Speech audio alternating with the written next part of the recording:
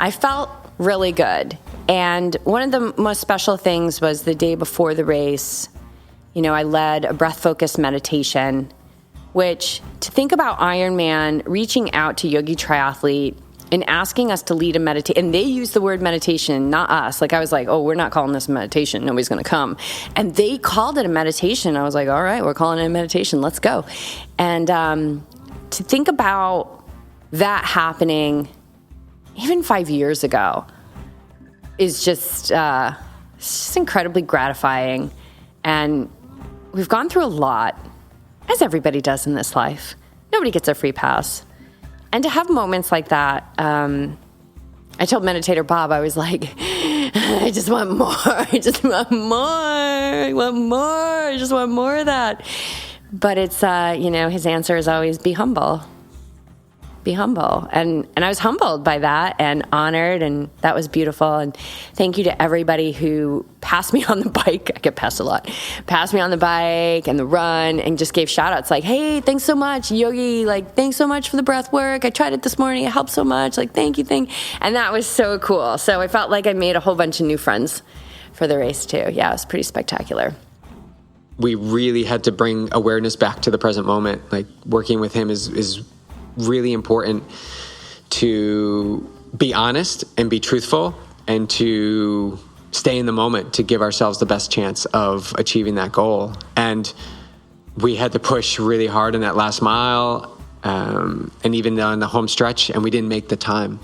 What was the time? Would you guys? 23 something or 22:45? 22 something, yeah. Maybe 22:45.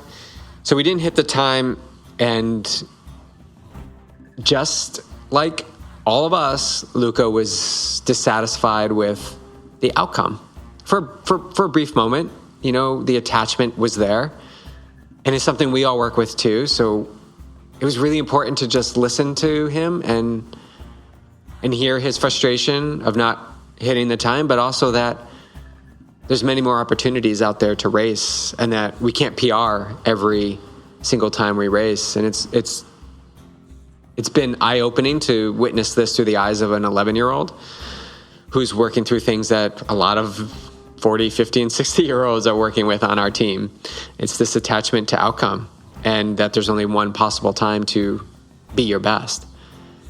But these are the seeds that are planted every time you race to learn and grow and get to that ultimate race experience that you desire on the timeline that's dictated by something outside of us.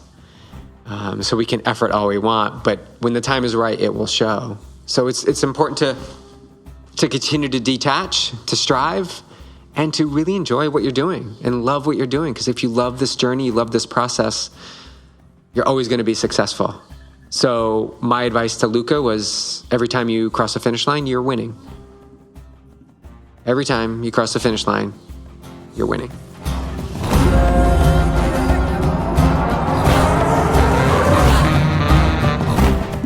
Welcome to the Yogi Triathlete Podcast. I'm Jess. I'm here with BJ and Clark, and this is our April O Show. So psyched to have you guys here with us today.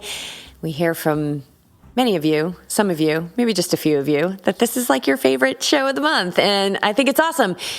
And you're going to find out pretty soon. I need you guys this month. I need you to engage with us. I'm going to be posing some questions here in this episode, and that's going to be coming up pretty soon. But what's coming up pretty soon besides what I'm going to be talking about pretty soon? We're going back to Costa Rica in 3 weeks from today. 3 weeks from today. 3 weeks from today. 3 weeks from today, we're headed back to the Pura Vida Cycling Challenge, which we participated in for the first time last year.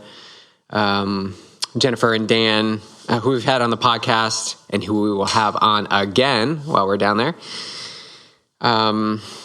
This is their May challenge. They have 3 per year, and we're just so grateful to be heading back. And that's not all of it, because after we do this 5-day cycling challenge, immersed in this beautiful, wonderful, welcoming community, we get to participate in a yoga retreat for 8 days, which is the reverse of what you did last year. You did the yoga retreat and then met me over in Alajuela for the cycling challenge. So yeah, super excited for this. But I want to say, as I was thinking about this today in the pool, the two races that I love the course, like I just love the course. They're happening this year, May and June. And I had to make a decision whether to do these races or show up for the cycling challenge and the yoga retreat. And so I'm mentioning this because can you be okay and comfortable with the decision you make, even though there's still going to be activity and joy and feedback from people around you who are participating in these races, and you're not going to be a part of that? And so can you shift from what you're missing to embracing fully what you'll be participating in? And so for me, that's it's not a lot of work, but it's a great, fun place to explore. So the two courses are Ironman St. George 70.3, and then follow that up in June by Ironman Coeur d'Alene. I love the courses, love the races, and they won't be around next year. They'll be switched, full in St. George and half in Coeur d'Alene. But what I'm going to be getting is this amazing experience with you and Val and Meg and Dan and Jennifer and the whole community down there. So it's a constant opportunity to stay present and be grateful for where you are, not what you're missing. Well, I think what you're talking about is the difference between, oh my gosh, I thought we put all the balls away. He totally just found another ball to play with. Clark just got a shower, and I blew him dry a little bit with the hairdryer, and now he's like on the hunt to play, which is perfect timing. But I think what you're talking about here, Beach, is the difference between FOMO and JOMO. FOMO is the fear of missing out, and JOMO is the joy of missing out. So when we switch our perspective, because we're in charge of our perspective, if we don't think we are in charge of our perspective, it's just because we're clouded by really strong belief systems, because we've practiced a lot of thoughts that support those beliefs in our life. But JOMO is like, it's the joy of making a decision that you've decided not to go to Coeur d'Alene, you've decided not to go to St. George, and you made a conscious choice not to do those things. And I know you were thinking about it, like, do I want to be in St. George or do I want to be in Costa Rica? And so when we lean into JOMO as opposed to FOMO, then we get to celebrate the power of our free will to make a choice and be joyful about the choice that we made, and then use our strong wills to let those yeses be yes. And it doesn't mean that, like, you're not going to have thoughts of like, oh, but I love Coeur d'Alene. Oh my gosh, like, I love that bike course in St. George. Yeah, of course. And actually, if you pay close attention, you're always going to see that there's like this little complainer within you that's like always looking for something to be dissatisfied with. Yeah, it's never satisfied. Never. Yeah, it's never satisfied. And it's totally fine. Like, that doesn't need to go anywhere. But who's in charge? Is that little, it's like this little nagging little voice. Is that in charge, or are you in charge? Like, you as a being, as a whole being with all of your faculties, moving in the direction of the life that you desire, choosing JOMO over FOMO, who's in charge? And we've talked about that being a t-shirt, who's in charge? Like, who's in charge? The mind, the untrained mind, or you? So I think you got some JOMO to play with. Yeah, I do. And it's also the constant work I'm doing on detachment, right? Can you be okay? Do I have to do these same exact races? Is it a must for me? What's my attachment level to them? And it's a simple answer is I'm not attached. I'm going to have an experience either way, so I'm going to embrace whatever experience is supposed to happen on those days.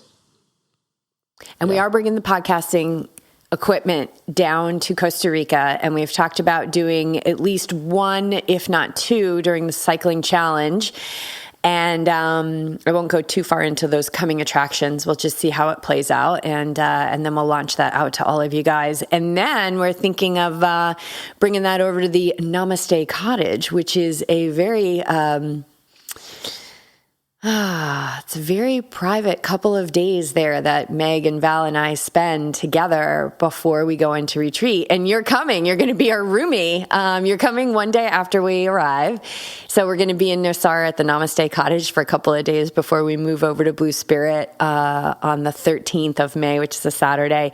And we're going to have that podcast equipment. It'd be pretty cool to capture that time there. So we'll be having a little mini retreat before the retreat, which I know you'll totally be in line with. And plus, all we need to do is just set you up at a coffee shop with Wi-Fi, and you'll be fine. We'll swing by and pick you up in the cab on the way over to Blue Spirit. Yeah, it's all going to flow perfectly. Eagerly looking forward to these next 3 weeks as we prepare to go, but it's going to be really cool just to immerse ourselves down there, and for an extended period of time. I know you got to do that, but last year, but I was only there for the cycling challenge. Yeah. So now I'm going to be there for over 2 weeks. And you haven't been to Nosara before. Yeah. We have such a spectacular group. I think there's 23 of us going on the retreat. I mean, it's everything from my sister to one of my friends from fourth grade, like a lifelong dear friend. If anyone is blessed enough to have that person in your life for, 40 plus years, then you know what I'm talking about. We've been through everything together, and, birth and death and not talking to each other and making up and fighting and getting into a lot of trouble along the way. Or not really getting into trouble, because we were always really good at covering our tracks. But and then meeting her partner, and we've got some athletes from Team Yogi Triathlete coming down. Wow, it's just going to be spectacular. Some folks that I haven't met before, people who have been with us in Costa Rica for the past 3 years. So right now, this is we're not planning on going back next year, and I can't imagine us not going back. I mean, it's just such a spectacular experience down there. It really is. Oh man, it's just paradise. I can't wait for you to experience it. And the food is just out of this world. And why not constantly make it a 2-week adventure always with the challenge and then yoga? I mean, why not? Why not? What are you waiting for? I know I've gotten into the habit anytime you're talking about an Ironman of looking okay, is there a retreat center around there? I was looking at retreat centers in Nice, in the south of France. If you were going to be looking to go to Nice, and there's always a way. And I know that you got that opportunity to have, a yoga retreat and then go into a world championship. And that was a pretty high level, Yeah, I think we talked about that, how powerful that experience was. And then the mind wants to duplicate it every single time I do that. But it's not how it has to go. I can savor that experience and move on and create a new experience. And maybe there's a yoga retreat, maybe there isn't. But yeah, for that point in time, that was blissful. All right, so what's next? What are you talking about next? What do you got going on? Well, by the time this podcast launches, we've got a couple of things. First is, this is going to launch on Monday, I think the 24th. And on April 29th, Chef Linda and I are coming together for Move, Meditate, and Mindful Eating. It's a class to feed your soul. It's going to be about 90 minutes. Well, we're saying 90 minutes, but I have a feeling it's going to go a little bit longer with just time for discussion and things like that. So we will stick around as long as people need us. But I'm going to teach a 45-minute class, all levels yoga flow class. It's going to be on Zoom. And then I'm going to lead a short meditation, 10 to 15 minutes, and then I'm going to hand it over to Linda. And Linda is going to be sending out some gorgeous recipes she has created. And we're all going to share in those recipes, meaning she'll have everything out to our attendees beforehand so that they can prepare the food. And in the least, maybe just prepare the fruit bowl.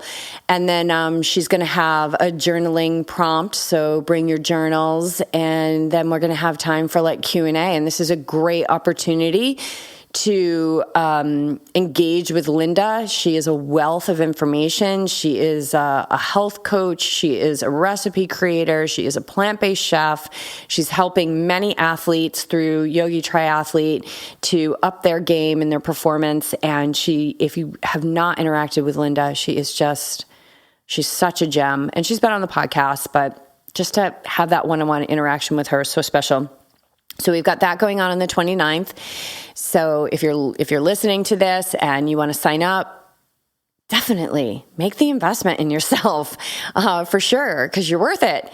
And then also at this point, we will have launched our San Diego February 2024 retreat with Awake Minds, meaning me, Valerie, and Megan. It's going to be here in Southern California, and it's in the Santa Rosa Plateau region in wine country, which is like near Temecula, Murrieta. It's gorgeous. It's all like it's in this mountainous area. It's off the beaten path. It's surrounded by nature. There's hiking trails. It's a new retreat center. They just built it like during 2020. I remember it being constructed, and all of the food is going to be included, and it's all based on, Ayurvedic, tridoshic, balancing meals that are made with love and infused with, they pray over them, and they're going to infuse them with mantra. It's going to be really beautiful. So that is going to be a wellness retreat for women. So it is our first women's only retreat. BJ, you cannot come. Clark, you cannot come. And although, oh man, Clark would love to crash a wellness retreat for women. It would be so hardcore. He's so drawn. It would be too much. It would be too much for Clark. He loves women. Well, it might be too much for the women, But it's all about remembering our nature. No offense, guys, but women tend to be the leaders of the household. We just are. And it's a role that we play quite naturally, leaders of the family. And, we do a lot. We hold a lot of space. We've got that nurturing, but we're also very powerful. We've got that divine feminine. And this is about just stepping away from all the roles that we play and just remembering who we are for ourselves, and allowing us to step back into the world, even better versions, refreshed and restored, and taking this respite from the world is so incredibly important. So you can check that out through awakeminds.com. You can check it out through my website, Awake Athlete. You can check it out through Yogi Triathlete. There's many, many ways you can learn about this retreat. And of course, you can always just reach out to me directly if you have any questions. So how long is this retreat? Do you guys have a date? This is 4 nights, 5 days. And we scheduled it because we have a lot of people who reach out to us and say, I'm in the school system. Can you please do something? Will you ever do a retreat in the summertime? Will you ever do a retreat during break? So we actually looked at the California school system break. We looked at the East Coast school system break, and they coincide in the same week. So it's February 17th, 18, 19, 20. I think it's the 17th to the 21st, 2024. And we start it basically so that you're getting home and you still have a couple of days before you have to go back into the school system. If that pertains to you, if you're somebody who, wants to take advantage of this, but we didn't want to bring people on retreat and then have them go home on Sunday night and then Monday night go right back to work. So I think what it is I think it starts on a Saturday, and I don't have the days in front of me, and then it ends on a Wednesday. So they've got days to go back and do the things they had planned to do on break, but they're going to be in a much better capacity, clarity and mindfulness, and also just the food that we will all be consuming during that time, and the way. It's not just what we eat, it's how we eat, the way we eat, communing with nature, that everybody will just be in a much better capacity to go home, finish out their week. And, if you're not in the school system and you're like, this doesn't even pertain to me, if you have a job and maybe your job is family, if you're a householder, then maybe what it is, it's you stay a couple days in Southern California and you give yourself an extended retreat. or you go home and you stand up strong, which you're going to be because you're going to remember your nature, and you're going to say, okay, family, I'm taking like 2 more days off, and you're just a part of the family. You're not the leader of the household, and so there's a lot of different things that you can do there, but we really wanted to build it in a way where you would still be able to have part of your week where you could ease back into life. So yeah, it's going to be really cool. I'm psyched about that one. And is there a limit to how many people can go, or is this? Yeah, this is going to be a smaller retreat. I'm just so glad you said that, because we're taking over the entire retreat center, which is so special. So there's no other retreats there. And we have room for 13 guests. So it's a smaller retreat. It's women only. So it's going to be really special. What else? Okay. This is where I need because you you've guys. got a lot of creation happening. I got a lot of creation happening. Yeah. I know. And I keep pulling that card from the medicine deck that's like, create. And I'm like, whoa, pump the brakes, dude.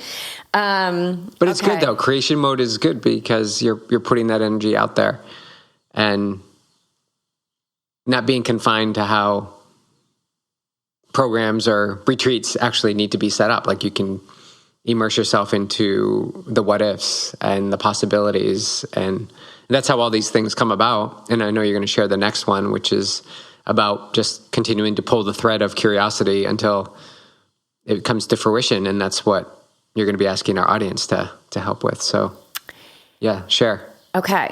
So this is where I need your help, you guys. I really need you to engage with me on this. Like, I'm asking you, please engage. After you listen to this, let me know where you want to go. How would they let you know? They can direct message me on Instagram, Jessica Mkowski. They can direct message on Instagram, Yogi Triathlete. They can email us at yogitriathlete@gmail.com. You can submit a contact form like on awakeathlete.com or yogitriathlete.com. So you're saying there's a lot of ways to contact. So I'm saying there's a chance that your message is going to get through, but I'm really I need you guys, help me, because I have an amazing opportunity that I would love to experience with people. So it is a yoga retreat, but it's not a traditional yoga retreat. It's a yoga adventure, which I'm just super pumped about. And listen up. I know there's some of you out there that are like, I'd love to go on a yoga retreat, but I do not want to spend 90 minutes to 2 hours a day in meditation. And this yoga adventure will help you not have to do that at all. There will be yoga classes in the morning and the night, depending on the schedule. But I am partnering with a company called the Travel Yogi. And the Travel Yogi creates yoga adventures, which they describe them as life-changing experiences focused on adventure and immersion with dynamic yoga classes as our balancing anchor. That's me. I'm the balancing anchor. While the yoga adventures can and will be many different things, there's 2 things there always be: consciously crafted and culturally immersive, which is what I really love about it, is that you get into there's always one day where you're like in the culture and you're learning something.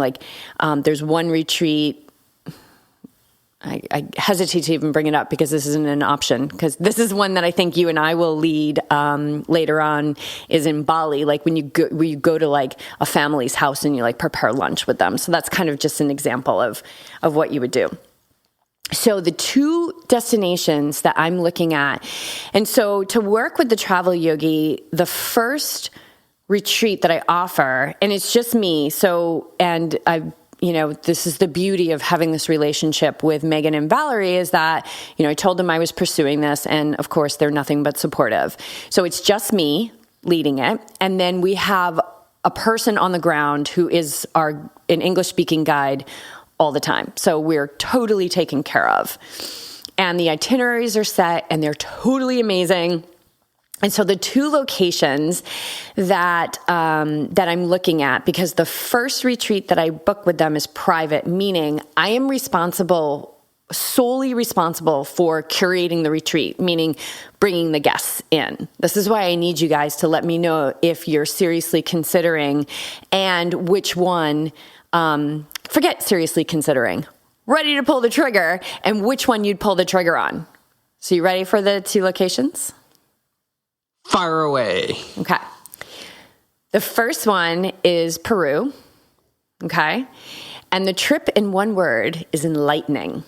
So the Peru Yoga Retreat adventure delivers everything from the pulsing life of Cusco to the serene majesty of the Sacred Valley. The trip is overflowing with elegance, culture, connection. You'll hike the last miles of the famous Inca Trail, slumber at the gates of Machu Picchu, which is an absolute highlight of the trip. You stay at the Belmond Sanctuary Lodge, which is right there on Machu Picchu, which is amazing. So one of the things about these yoga adventures, this Peru one, is you're traveling. You're not always staying in the same place, which is really, really cool.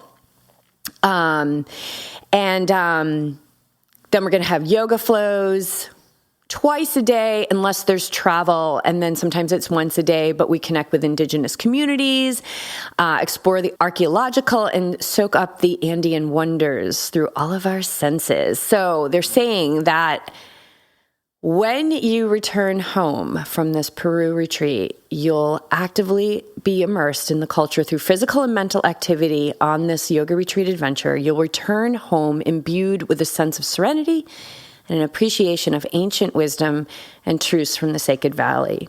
You'll feel a reverence for the deep history of the land and a respect for the varied cultures and people of Peru. So this one is enriching and rejuvenating. It's a mix of those things, and it's 9 days, 8 nights. Yeah, it's pretty amazing. That's an immersion for sure. Yeah. Yeah. So this one, you're traveling throughout, but BJ, what do you mean you're traveling throughout? So let's see, like you land in Cusco, and then there's also like you'll be staying in different locations. So I'll put links to these 2 retreats in the show notes for this episode. So go to yogitriathlete.com and check out the show notes. So then you can check out these itineraries, because they're really enriching itineraries, and I can't sit here and read all of this. Looks like Peru's like in the mountains. Yeah. The Andes. Yeah. So BJ, do you have any questions about this retreat? Well, I know you touched upon it, and it's going to vary, but what's a day like? Okay. Can you paint a picture of what, I know they're going to be different, but maybe just a typical day. All right. What day? What day? You give me a day. I've got the whole Tuesday. Itinerary. No, not Tuesday. Oh. What day? Day 1, day 2, day 3? Oh. Day Tuesday. How about day 4? All right, let's look at day 4. Day 4, sunrise, open hearts and minds yoga. I can take care of that, no problemo. Travel to the earthwork terraces of Moray and discover the ingenuity of the Incas. Hike from Moray to the Maras village, following a trail traditionally used for local farmers and their animals. Enjoy lunch in a local country home hosted by friends on the outskirts of the Maras village. So this is what I'm talking about. You go into people's homes and you have lunch. You don't stay the night, though. Continue to marvel at the Incan enterprise and explore the 3,000 small pools of the Maras salt works. Evening grounding yoga on the terrace and a group dinner. So that's day 4. That sounds pretty cool. I know. We'll do one more amazing. day. Do day 7. Okay, day 7. Okay, morning yoga and breakfast. Morning exploration of Machu Picchu.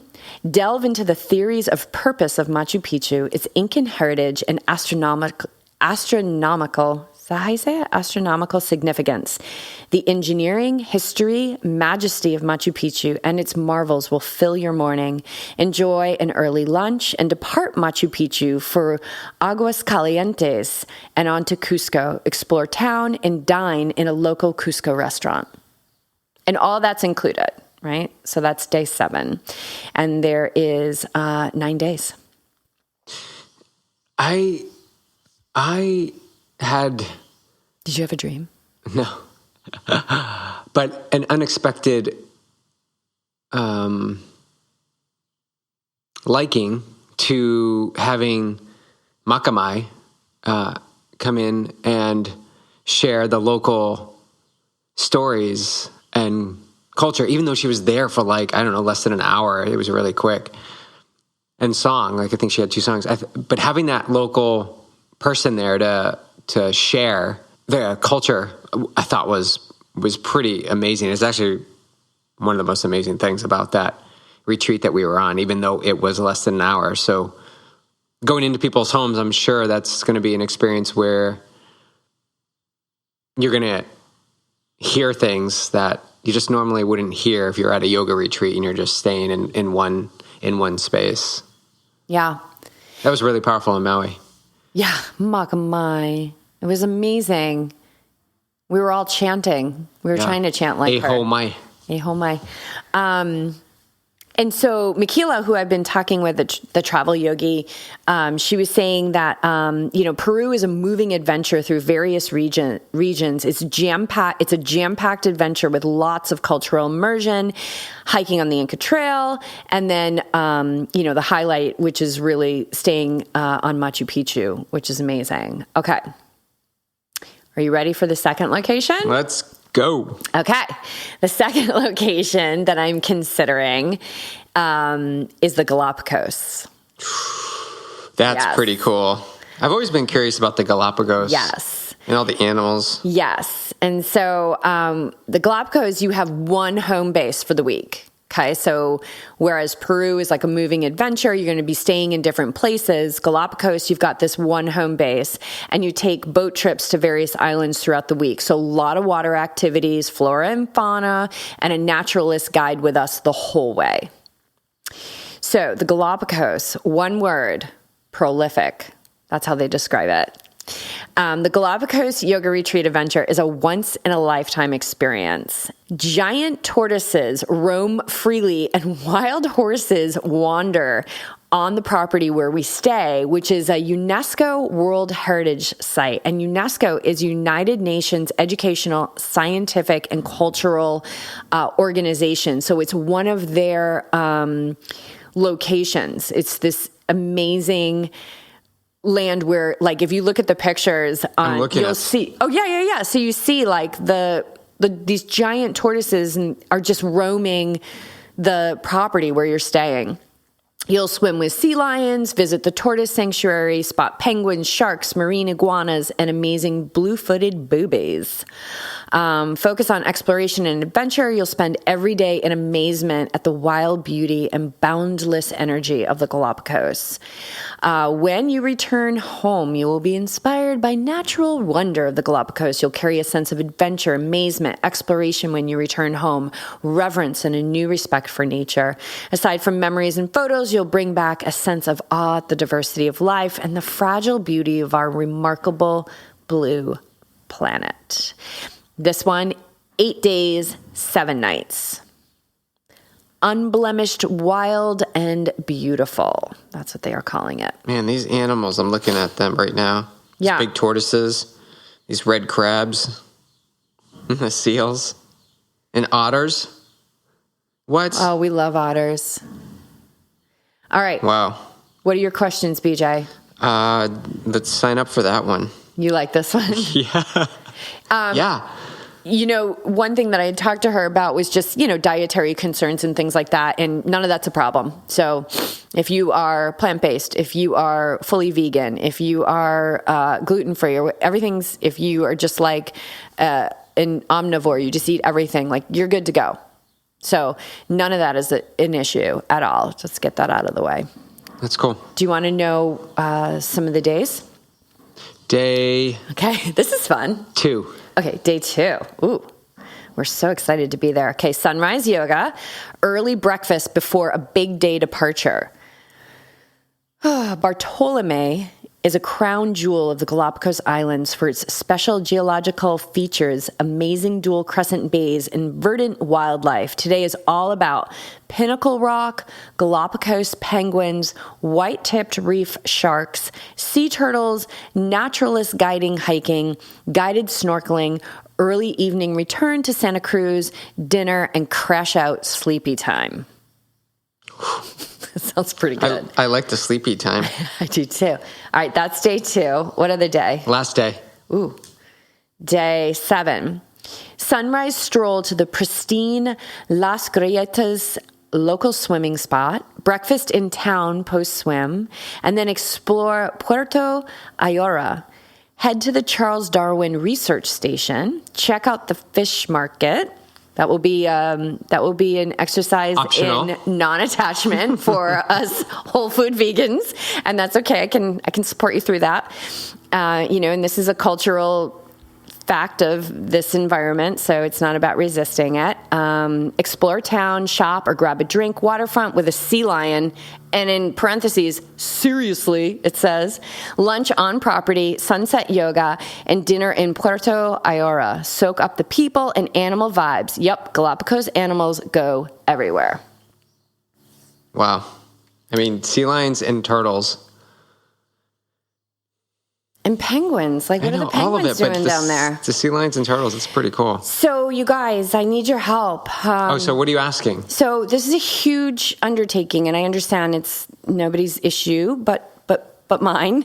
And I want to know, I really need to know, like, do you guys want to go to one of these places? This isn't a traditional yoga retreat. It's a yoga adventure. They both sound like once-in-a-lifetime experiences.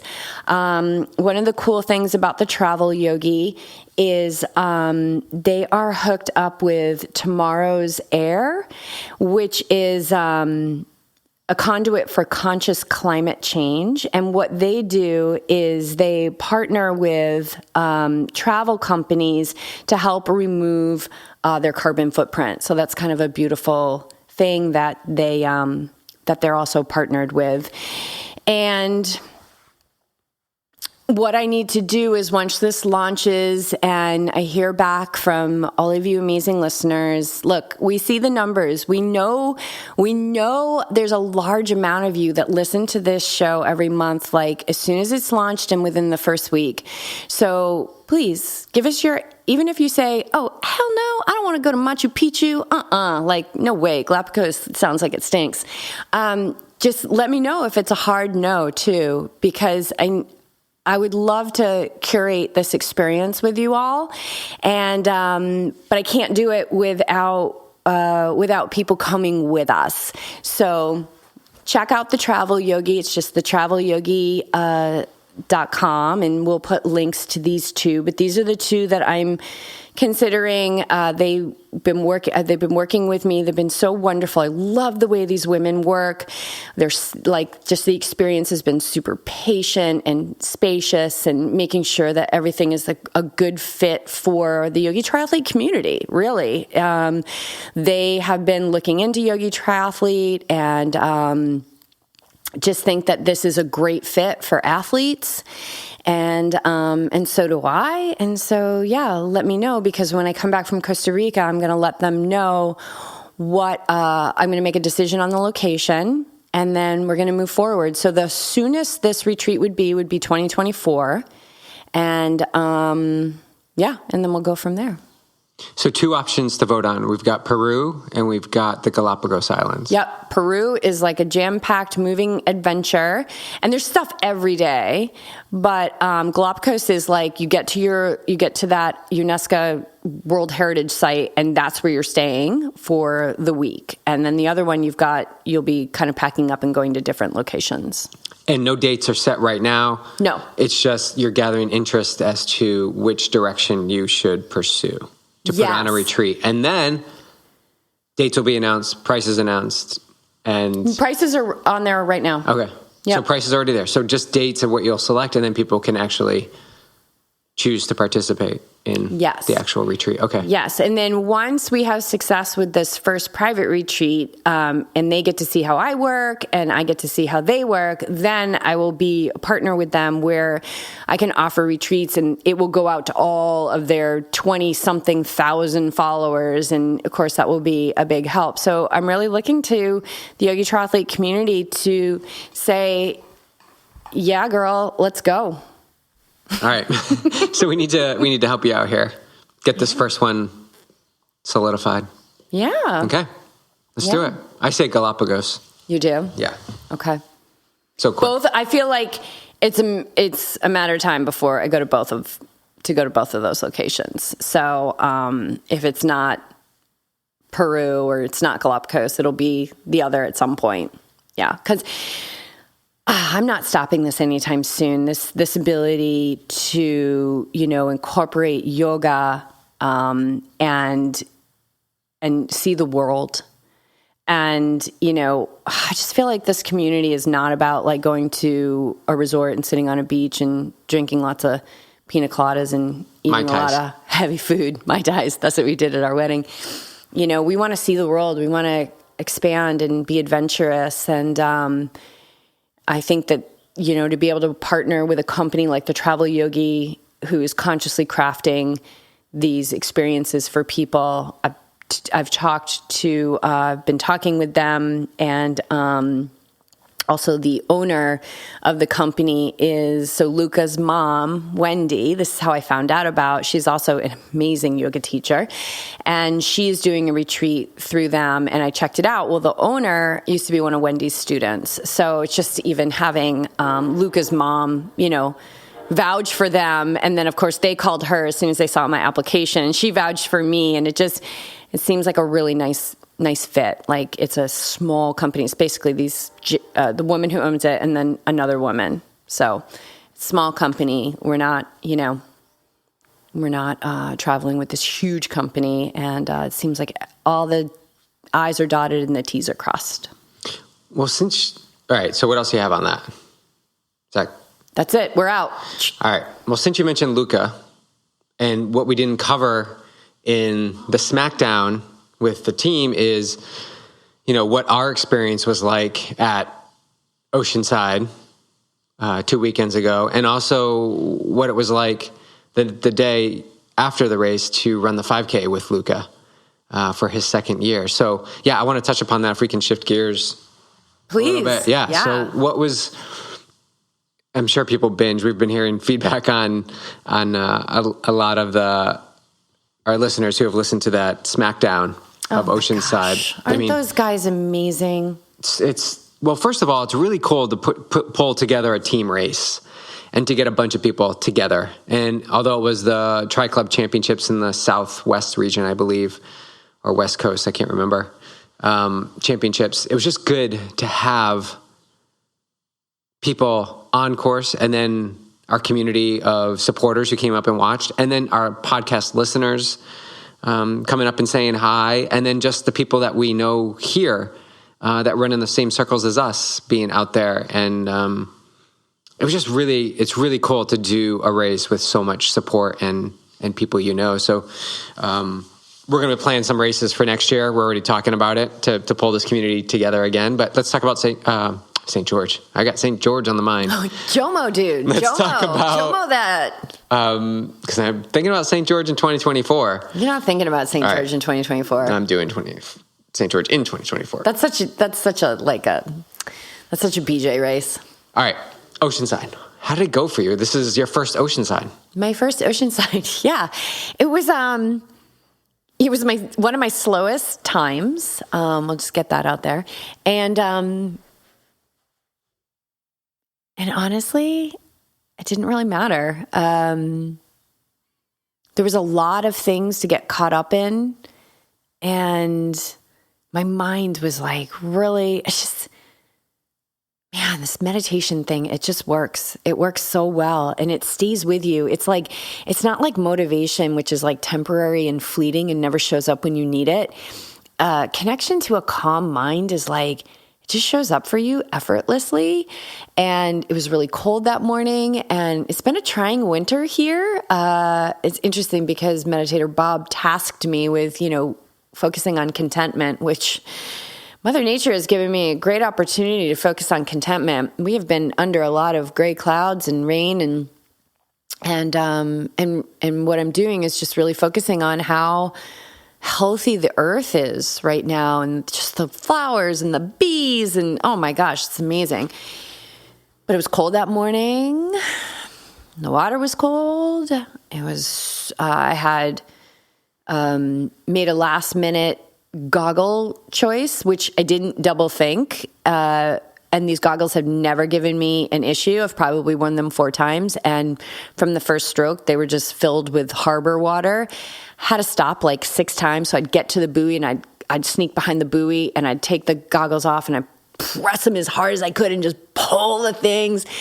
And I think because I had so many starts and stops during that, I was losing momentum. So I was getting swallowed up by swimmers who were in the flow, you know? So there was I got kicked in the jaw pretty good. I was punched in the back of the head. I got pushed, down. It was just aggressive swim. It's a triathlon swim, right? So none of this is a surprise to anybody who's got some skin in the game. And, but just to have that calmness through it all. So it was a really aggressive swim. The bike ride was like stunning, just really beautiful. My feet and my hands were so cold. They were like, I just sat in T1 and just pawed at myself for a while, like 17 minutes. It was an atrocious transition time. And then finally I just gathered all my things up in my paws and went over to a volunteer and I just said, can you help me? Like, I need help. I couldn't zip. I couldn't get my shoes on. I couldn't get my nutrition in my pocket. So that's what volunteers are there for. And, in moments like that, you just let go of the time. You're just like, whatever, I don't know how long this is going to be.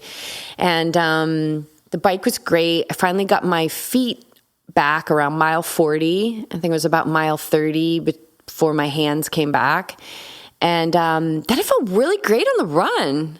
I felt really great. I don't know if all the cold, was good for my body or something, but I felt excellent on the run and loved the run course and just heard my name being shouted so many times. And I felt excellent on the run. Like none of my normal things showed up. I just felt great. I could tell that I didn't have my long runs in me, which I just didn't. I didn't have long runs in me, like consistent long runs, but I felt really good.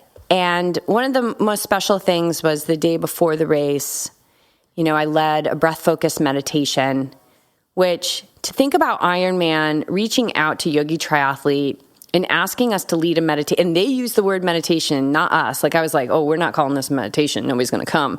And they called it a meditation. I was like, all right, we're calling it a meditation. Let's go. And to think about that happening even 5 years ago, is just incredibly gratifying. And we've gone through a lot, as everybody does in this life. Nobody gets a free pass. And to have moments like that, man, I told meditator Bob, I was like, I just want more. I just want more. I want more. I just want more of that. But it's, his answer is always be humble. Be humble. And I was humbled by that and honored, and that was beautiful. And thank you to everybody who passed me on the bike. I get passed a lot. Passed me on the bike and the run and just gave shout outs like, hey, thanks so much, Yogi. Like, thanks so much for the breath work. I tried it this morning. It helped so much. Like, thank you. And that was so cool. So I felt like I made a whole bunch of new friends for the race too. Yeah, it was pretty spectacular. And then some of the athletes were receiving feedback from people who had gone to the exercise because they saw the kits and they would tell James. I didn't get any of that. Nobody told me anything about the breathing, but I guess other people on the team had riders come by and say how helpful it was. And it was really cool to witness it. It's funny because it's about calming your breath, calming your nerves, but you almost needed a megaphone there to reach all the people to clearly get your message across. I know we brought everybody in, but this is just the start. I think this is just the start to what we can provide the community to find calm. That day that you did that Friday before the race, the water was a little bit angry. Like the waves were pretty big and aggressive, and we were going down on the rocks on the shore to the south of the pier.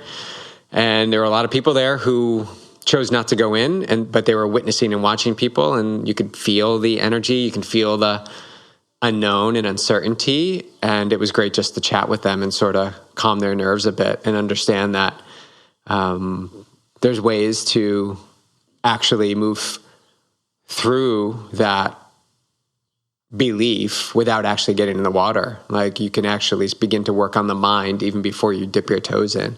Yeah, that was really awesome. I see us doing that more and more. It's kind of like how we were doing yoga before Ironman races. I would set up a little, or I guess I was doing, no, we were both doing them because we did them in Santa Rosa, but just putting it out to the community that we'll do a little yoga flow or something before the race. Yeah, that was really cool. How'd your race go?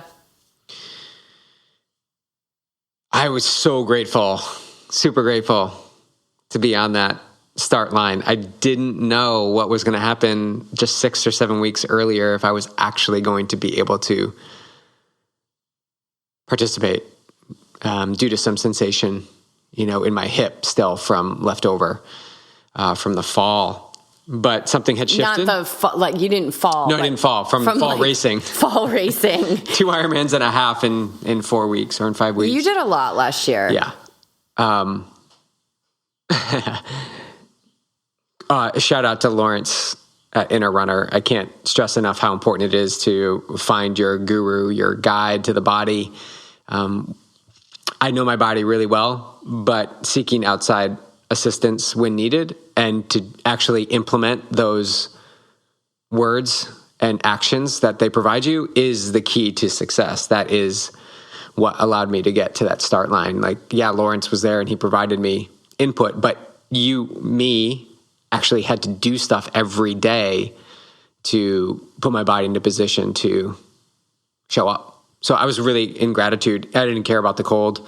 It really didn't affect me. We did that swim Friday. I didn't even realize it. And then race morning, you and I had totally different experiences. I think we're on different courses, to be honest, from what all you were. You were on a different course. Yeah. Everybody had aggro swims and you were like, what? Water was fine. It was warm. Yeah, there was nobody out there. Water wasn't cold. I never lost breath. I never was anxious. I almost went off course once on the return trip. The sun was in my eyes. I swam into a lifeguard on his board, and he's like, "I got to tell you, you may be, disqualified if you don't head over there for that buoy before you get too far." So I beelined it over to the buoy. Took a hard left. Hard left. Saw the buoy and then took a right. I don't know how I got lost, but probably lost a little bit of time there. It doesn't matter. But I did the breathing. Standing in line. I had, for the first time, I put socks on and just stood in line with socks on. So my toes didn't get super, super cold. And I did jumping jacks. I jumped up and down. I was really prepared. And I want to say, because I want to record this, I used clear goggles on race morning, even though we'd be swimming into the sun. For a swim like that where it was confined and a lot of people shifting on both sides, I just felt I wanted to have the most visual awareness I could possible. That was my choice. And I think I did Arizona in clear goggles too, and that was into the sun as you head out on that north side of the swim. So swim was great. I was about a minute or two off my normal pace, but that's fine. I definitely geared up for the bike. I put on my vest. I had toe covers already on my shoes, already on the bike. I put on gloves and I put on a buff around my neck. I probably didn't need that. And it was just enough because after 20, 30 minutes, I was warm. I was okay. It was anything more would have been a little too much. I really want to tackle this bike and be successful at it. That's why I'm going back year after year, because I really feel I can figure this bike out. But for some reason, it's been a little bit more challenging for me. So I'll just continue to show up and see what happens. A little bit slower than the previous year, but I didn't feel the sensations that I normally have in my lower back and glutes specifically until 5 to 10 miles left in the race. When normally I'll feel it, 10 or 15 miles into the race. So that's a really big positive to what I'm doing with my body work and mobility. So that was a plus. And looking back now that I have obviously finished it and I know my time, there are moments there in the bike where I just caught up with these 4 riders and I didn't want to get drafting. So I surged once or twice, like put in a really big effort. Like I was pushing 280, 300 watts, which is really big for me to get past them, only to have them, flow right past me again in a little chain. So I wanted to avoid any penalties. So I probably could have surged 2 or 3 more times, because when you do that, you're actually getting closer to the end of the bike versus holding back and really, taking the throttle off the pedal, just getting a little bit out of the slipstream and taking it easy. So that's probably something I would do different. Finished the bike strong and got to the run. I was in and out pretty quickly, and right away I targeted my race pace. Just wanted to see what I had and pushed it really strong. I used my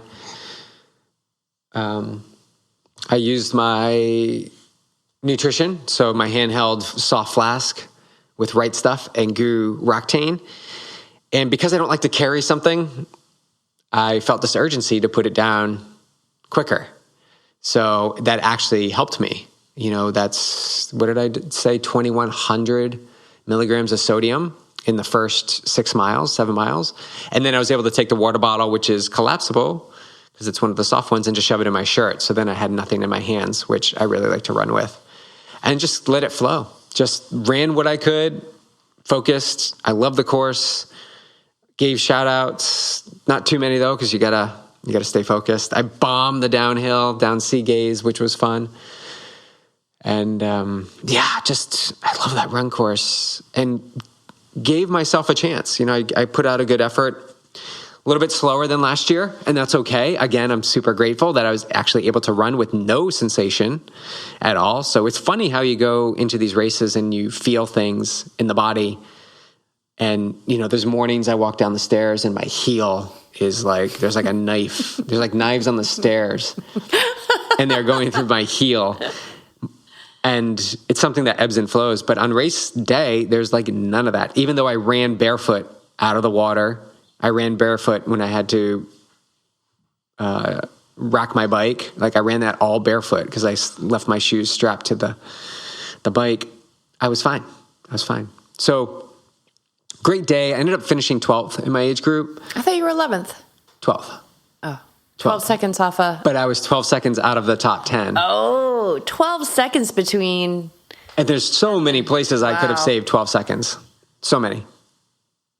But again, I'm super grateful. I really, those are fine details. I'm not attached to it. It just gives me fuel to get after it on the next race, which is Santa Cruz right now. So I've got, 5 months before my next race. So time to get this run back up to speed. And yeah. I love it. I think above all, just being there with the team and being able to race with you again was super cool. Yeah, it was awesome. Okay, let's, why don't you smack down the Carlsbad 5,000 next day with lightning fast Luca. Luca had the goal of running sub 21 this year at the Carlsbad 5K. But I put it out to the team, like come support, come watch, come run. And so Bobby and Don actually decided to run with us. Who is our resident baker, and he makes us vegan muffins. He's been making us vegan muffins before these races. He's amazing. He's such a sweetheart. Started in Santa Cruz, and Bobby was on more here. Bobby was on the SmackDown. He's just such a spectacular dude. Love that guy. So we going to run the 5,000, and we pick Luca's start time, which was 10:10, I think. Because he's not a morning person. And I was so grateful. So the morning I knew that this turnaround would be quick. And I knew that he wanted to run fast. So, really put in good food Saturday night, got up early Sunday, did mobility, went for a walk with Clark. I got on the bike and spun for 30 minutes. I ran down to go pick up my number and easy jog back. So I was really warmed up and stayed fluid. And I think that was really beneficial to allowing me to actually run with Luca. So we get to the start line and talking strategy with him. We got to hold back, if we want to get this 21. As soon as the gun went off, he went flying. He was out of there so quick. He dropped all three of us so quickly. It was like I don't know, what is that? Like, I was like trying to reach for him, like, Luca, come back. But I kept saying, Luca, you need to slow down. You need to slow down. But he wasn't hearing it. So I ran as fast as I could with trying to keep him in sight until we turned the corner and we took a left down on Carlsbad Village. And then finally I was able to catch up to him. He wasn't able to hold that too long.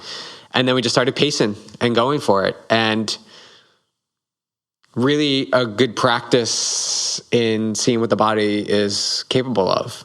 And I definitely could have run faster. As you know, I'm a steam engine. So as I pick up speed and as I get deeper into a race, I can go faster. But I was there in support of Luca, and we really had to bring awareness back to the present moment. Like, working with him is really important to be honest and be truthful and to stay in the moment, to give ourselves the best chance of achieving that goal. And we had to push really hard in that last mile, and even on the home stretch, and we didn't make the time. What was the time? What'd you guys? 23 something or 22:45? 22 something, yeah. Maybe 22:45. So we didn't hit the time, and just like all of us, Luca was dissatisfied with the outcome. For a brief moment, the attachment was there, and it's something we all work with too. So it was really important to just listen to him and hear his frustration of not hitting the time, but also that there's many more opportunities out there to race, and that we can't PR every single time we race. And it's been eye-opening to witness this through the eyes of an 11-year-old who's working through things that a lot of 40, 50, and 60-year-olds are working with on our team. It's this attachment to outcome, and that there's only one possible time to be your best. But these are the seeds that are planted every time you race to learn and grow and get to that ultimate race experience that you desire on the timeline that's dictated by something outside of us. So we can effort all we want, but when the time is right, it will show. So it's important to continue to detach, to strive, and to really enjoy what you're doing and love what you're doing. Because if you love this journey, you love this process, you're always going to be successful. So my advice to Luca was, every time you cross the finish line, you're winning. Every time you cross the finish line, you're winning.